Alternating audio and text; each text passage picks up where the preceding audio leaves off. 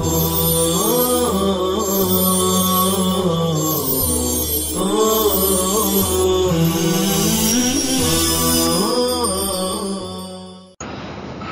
اللہ الرحمن الرحیم۔ ماؤں کی ذمہ داری ہے کہ بچوں کو اردو سکھائیں۔ ماؤں کی یہ بھی ذمہ داری ہے کہ وہ اپنے بچوں کو گھر میں اردو پڑھنا لکھنا سکھائیں۔ ان دنوں بچوں کے اندر سے اردو لکھنے پڑھنے کا شوق یکسر ختم ہو گیا ہے۔ یہی وجہ ہے کہ بچے اپنے نام کا تلفظ تک ٹھیک ڈھنگ سے نہیں کر پاتے ہیں۔ اردو میں اپنا نام تک درست لکھنا نہیں آتا۔ اولاد کی نگہداشت و پرداخت کی ذمہ داری والدین پر عائد کی گئی ہے۔ ماں کی آغوش بچے کی پہلی درسگاہ ہے۔ بچے کی تعلیم و تربیت اور اخلاق و کردار کو بہتر بنانے میں ماں جتنا مؤثر رول ادا کر سکتی ہے کوئی دوسرا نہیں کر سکتا۔ عورتیں دینی تعلیم میں مہارت حاصل کریں۔ مفکر اسلام حضرت مولانا سید ابو الحسن علی ندوی رحمۃ اللہ علیہ تحریر فرماتے ہیں، امت کا طبقہ نسواں بھی ہمیشہ سے نہ صرف یہ کہ علم سے واقف بلکہ علم کے پھیلانے والا بھی رہا ہے، اور تذکرہ کی کتابوں میں ایسی بیویوں کے نام ملتے ہیں جو بڑی فاضلہ عالمہ تھیں اور جن کی وجہ سے خاندان کے خاندان بلکہ اس زمانے کی ملت کا پورا حصہ دین سے واقف تھا اور دین پر کاربند تھا۔ ان کے کارناموں میں آپ دیکھیں کہ بعض خاندانوں کا ایمان مستورات نے بچایا ہے۔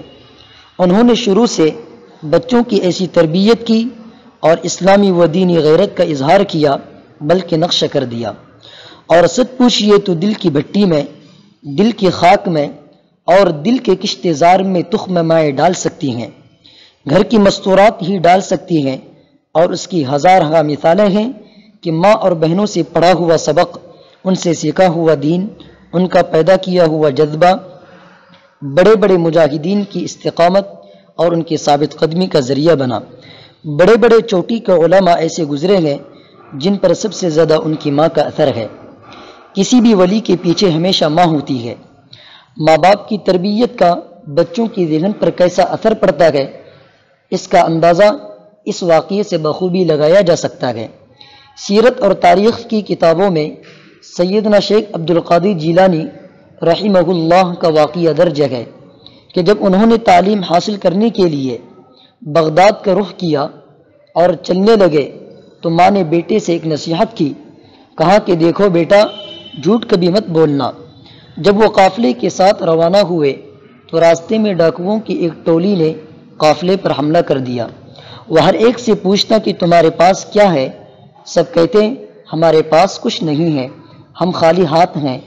پھر وہ سب کے سامان چیک کرتا، جب روپیے پیسے ملتے تو اس پر قبضہ کر لیتا اور اس کو سزا بھی دیتا۔